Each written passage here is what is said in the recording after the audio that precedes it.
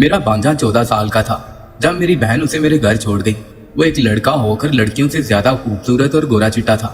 मेरी और भांजे की उम्र में जमीन आसमान का फर्क था। लेकिन फिर भी मैंने ये चेक करने की कोशिश की कि उसके मेरे बारे में क्या ख्यालात हैं, वो मेरी तरफ माइल भी होता है या नहीं। वो घर में जिस बाथरूम को इस्तेमाल करता था, मैं जानबूझकर अपना कोई ना कोई प्राइवेट कपड़ा उस बाथरूम के फर्श पर रख देती थी, और जब वो बाथरूम में जाता तो मैं चोरी से उसे देखती। मेरा भांजा वो जमीन पर पड़ा हुआ कपड़ा उठा लेता, कभी उसको सूंघता और कभी उसके साथ ऐसी हरकत करता कि मैं शर्म से पानी पानी हो जाती। वो जिस कमरे में सोता था, मैंने उसके कमरे का ताला खराब कर दिया, जिसके पीछे मेरा सिर्फ एक ही मकसद था।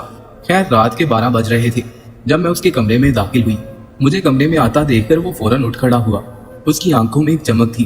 वो मेरी तरफ ऐसे देख रहा था कि जैसे उसे पता हो कि मैं उसके पास किस मकसद के लिए आई हूँ। मैंने उसे कहा कि मैं सब कुछ जानती हूँ, तुम मेरे प्राइवेट कपड़ों के साथ क्या करते हो। वो मेरी बात सुनकर थोड़ा सा हैरान हो गया। फिर मैंने उसे कहा कि तुम्हें हैरान होने की जरूरत नहीं है। खैर, तुम जो चाहते हो मैं वो तुम्हारी ख्वाहिश पूरी कर सकती हूँ। मेरी बात सुनकर वो खुश हो गया। अगले ही लम्हे जब मैंने हाथ लगाया तो तब मुझे एहसास हुआ कि अब वो 14 साल का बच्चा नहीं रहा था। फिर मैंने पूरी रात उसके साथ। दर्द की शिद्दत से मेरा बहुत बुरा हाल था। मेरी हालत ऐसी थी कि मुझसे घर का कोई काम नहीं हो रहा था। सारा घर बिखरा पड़ा था, बर्तनों का ढेर एक तरफ जमा था और बहुत सारे मैले कपड़े भी धोने वाले पड़े थे। ये सारे काम अगर मैं थोड़ा तखीर से कर लूं तो भी मसला नहीं था, लेकिन मसला तो सारा खाने का था। खाना बनाने वाला वाहद काम था जो मुझे वक्त पर करना होता था और हर हाल में करना था, चाहे कितनी ही तकलीफ क्यों ना हो। मैं इस घर में अपने शोहर के साथ अकेली रहती थी। मेरी शादी को काफी अरसा गुजर चुका था, मगर मेरी कोई औलाद नहीं थी। मेरे शोहर की रिपोर्ट सही नहीं थी, जिसकी वजह से वो भी चुप थे, वरना कब के वो दूसरी शादी कर चुके होते। मेरी सास तो ये बात मानने को तैयार ही नहीं थी कि मसला उनके बेटे में है, बल्कि वो तो मेरे अंदर ही नुक्स निकालने की कोशिश करती थी। मेरे शोहर में इतना ज्यादा मसला भी नहीं था, वो ठीक हो सकते थे अगर वो थोड़ी तवज्जो देते।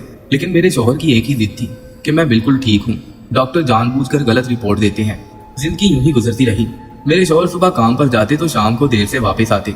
मैं सारा दिन घर में अकेली होती। घर का सौदा सल्फ भी खुद लेकर आती थी। मेरे शोहर मुझसे थोड़ा दूर दूर रहते थे। न जाने उनके जहन में क्या चल रहा था, वो क्या चाहते थे मुझे आज तक समझ नहीं आई थी। लेकिन इतना तो मैं भी समझती थी कि वो औलाद की वजह से परेशान है। शायद अंदर ही अंदर खुद को कसूरवार समझते थे। कुछ अर्सा बाद मेरी तबीयत कुछ खराब रहने लगी। नाक के नीचे अजीब सा दर्द उठने लगा। 2-3 महीने तक तो ये दर्द हल्का रहा, लेकिन अब शिद्दत अख्तियार कर चुका था। मैंने कई दफा अपने शोहर से अपनी तबीयत के बारे में बात की, लेकिन उन्होंने गौर नहीं किया। दर्द की गोली खाकर थोड़ा सा सुकून आ जाता था। मेरा सबसे बड़ा मसला ये था कि मुझे औलाद नहीं थी। अगर मैं बीमार पड़ जाऊं तो मेरा ख्याल रखने वाला कोई भी नहीं था। मेरे शोहर अगर बीमार हो जाए तो मैं उनका खूब ख्याल रखती थी, लेकिन मुझे कुछ भी हो जाए तो मुझे तो कोई पानी पूछने वाला भी नहीं होता था। एक दिन अचानक मेरी बड़ी बहन आ गई। वो बच्चों को लेकर ननिहाल आई हुई थी और वापसी पर मेरे घर चक्कर लगाने आई। मेरी हालत को देखकर वो बहुत परेशान हो गई। शाम का वक्त था और मुझे शदीद दर्द हो रही थी। जब दरवाजे पर बेल बजी तो मेरे अंदर इतनी ताकत नहीं थी कि मैं उठकर दरवाजा ही खोल लेती, लेकिन शाम के वक्त मेरे शौहर आते थे, इसलिए मुझे ही उठना पड़ा। लेकिन सामने अपनी बहन को देखकर तो मुझे बहुत खुशगवार हैरत हुई। मेरी बहन न जाने कब से बेल बजा रही थी। अंदर दाखिल होते ही वो मुझसे कहने लगी, तुमने दरवाजा खोलने में इतना टाइम क्यों लगाया। उनकी तरफ देखकर मैं मुस्कुराने लगी और इस बात का कोई भी जवाब ना दिया। फिर मैंने उन्हें ठंडा मशरूब पिलाया और अपनी सारी कहानी सुना दी। उन्होंने देखा कि दर्द से मेरा रंग ही पीला पड़ गया था। मेरी बहन ने मेरी सारी कहानी सुनी तो सोच में पड़ गई। फिर मुझसे कहने लगी कि मैं जल्दी में हूँ और मुझे जल्दी घर में पहुँचना है। मुझे घर पर बहुत जरूरी काम है। अगर मुझे काम ना होता मैं तुम्हारे पास जरूर रुकती और फिर तुम्हें डॉक्टर के पास भी लेकर जाती, लेकिन मैं मजबूर हूँ, मैं अभी रुक नहीं सकती। लेकिन फिर अचानक बाजी के जहन में ख्याल आया, उनके साथ उनका 14 साल बेटा भी था। बाजी ने मुझसे कहा कि मैं बेटे को तुम्हारे पास छोड़कर जा रही हूँ, तुम इसके साथ डॉक्टर के पास चली जाना, ये तुम्हारा बहुत ख्याल रखेगा और तुम्हारे घर के काम भी करेगा। अभी इसको स्कूल से छुट्टियां हैं तो इसकी तालीम का भी कोई मसला नहीं है, मैं इसके कपड़े बाद में भिजवा दूंगी। मेरी बहन को मेरी बहुत फिक्र थी, इसलिए वो अपने बेटे को मेरे पास छोड़ गई। पिछली बार जब मैंने अपने भांजे को देखा था तो वो 10 साल का था और आज वो अच्छा खासा बड़ा हो चुका था। उसने काफी कद निकाल लिया था और अपनी उम्र से भी बड़ा लगता था, लेकिन वो मेरे साथ इतना फ्रैंक नहीं था क्योंकि हमारी कभी इतनी मुलाकात नहीं हुई थी। खैर, मेरे भांजे ने मेरे साथ रहना शुरू कर दिया और मेरी बहन के कहने पर वो मुझे डॉक्टर के पास ले गया। जाने को तो मैं खुद भी जा सकती थी, लेकिन अकेले जाने से मुझे डर लगता था। मेरा घर आबादी से थोड़ा सा दूर था, इसलिए आने जाने में थोड़ा दिक्कत होती थी। मैं उसको लेकर डॉक्टर के पास चली गई। कुछ देर बाद जब मेरी बारी आई तो मैं उसके साथ डॉक्टर के पास अंदर चली गई। डॉक्टर ने मेरे भांजे को एक तरफ बैठने का कहा, वो खामोशी से दूर बैठ गया। डॉक्टर ने मेरा अल्ट्रासाउंड किया और मुझे एक अजीब सी बीमारी बताई। डॉक्टर ने बताया कि ये एक ऐसी बीमारी है जो उम्र के साथ साथ औरत को लग जाती है। 100 में से 10 औरतों को ये बीमारी होती है। इस बीमारी की 2 वजूहात हैं और इस बीमारी में औलाद भी नहीं होती। अगर पहले औलाद हो और ये बीमारी लग जाए तो औरतें अक्सर अपनी बच्चादानी निकलवा कर इस तकलीफ से जान छुड़वा लेती हैं।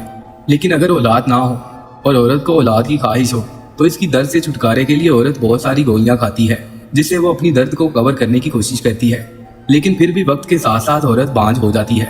ऐसी औरत के लिए ऑपरेशन आखिरी हल है, लेकिन उसमें बहुत सारा पैसा दरकार है।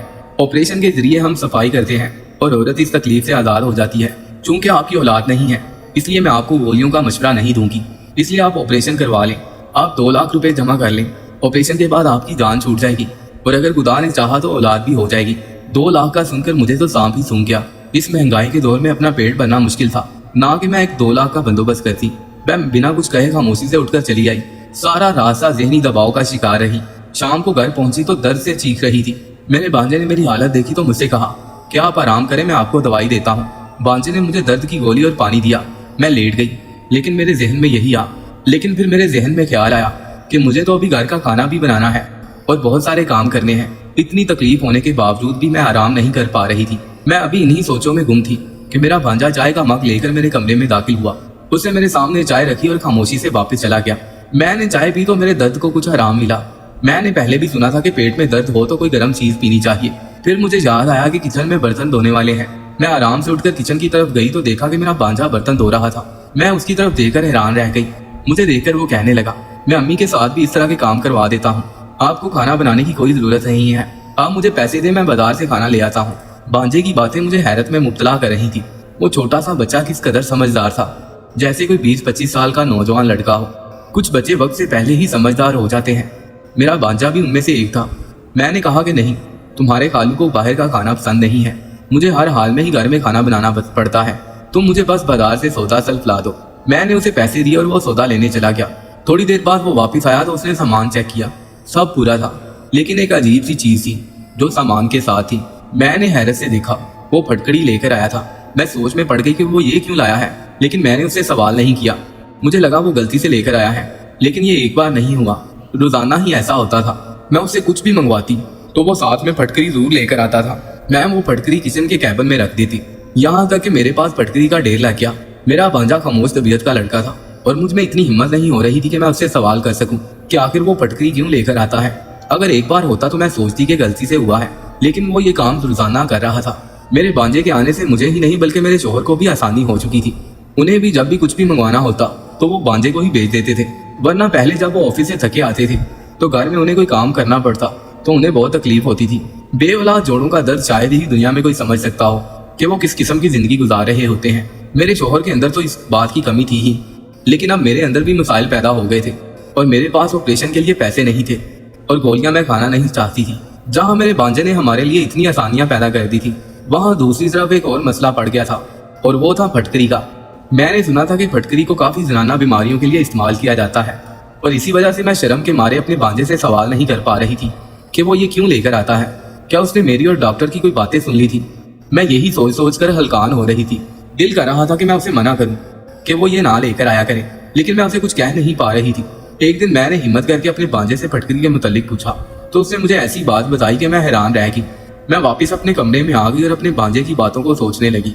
इसका मतलब है कि वो रात को हम दोनों मियाँ बीवी की बातें सुनता था। मुझे अजीब सी शर्मिंदगी ने घेर लिया था। मैं उसकी बात सुनकर इस कदर शर्मिंदा हो गई थी कि मेरा दिल कर रहा था कि जमीन फट जाए और मैं उसमें समा जाऊं।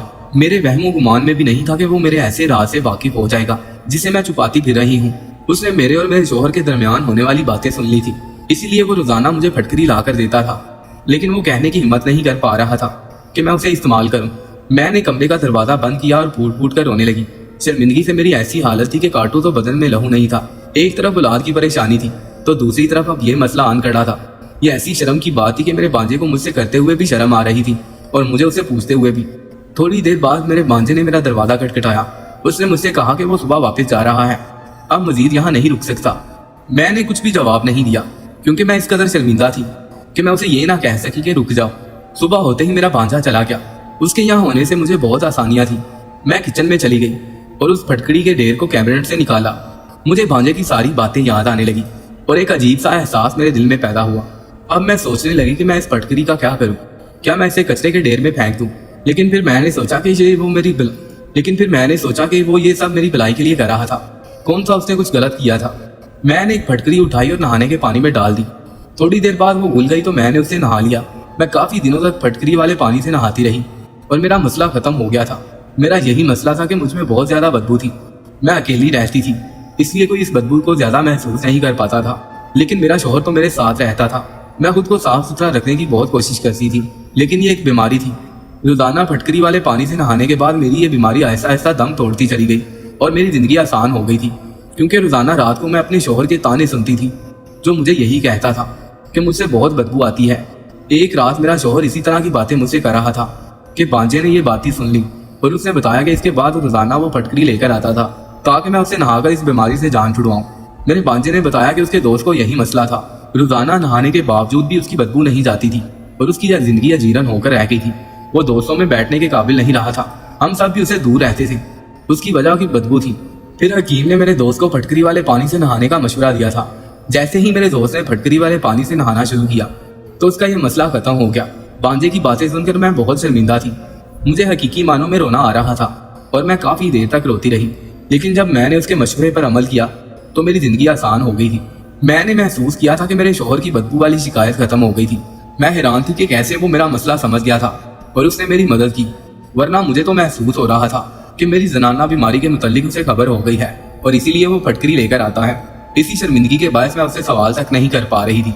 लेकिन बांजे के चले जाने के बाद मुझे ऐसा एहसास हुआ कि जिंदगी में औलाद का होना कितनी जरूरत है और औलाद के बगैर जिंदगी कितनी अजीरन होकर रह जाती है। मैंने अपने सोने के कंगन अपने इलाज के लिए बेच दिए और ऑपरेशन करवा के इस दर्द से भी जान छुड़वा ली। फिर मेरी बहन ने मुझसे बात की। उसने कहा कि उन्होंने हकीम से दवाई ली है जो मुझे अपने शौहर को रोजाना रात को दूध में मिलाकर देनी है। मेरे लिए और आसानी हो गई थी क्योंकि मेरे शौहर को सोने से पहले गर्मा गर्म दूध का गिलास पीने की आदत थी। मैंने खुद भी दवाएं ली और शौहर को भी इसके इलम में लाए बगैर दूध में दवा मिलाकर देती रही।